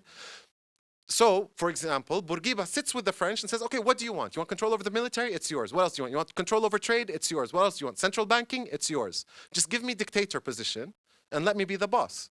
This is Tunis, right? And this is the case in every single anti-colonial movement. This is what Fanon was telling us about the pitfalls of national consciousness, right? These guys who become your national police state dictators, this is not the aspirations. It's just that now you have a black face instead of a colonial face from Europe as your ultimate overlord.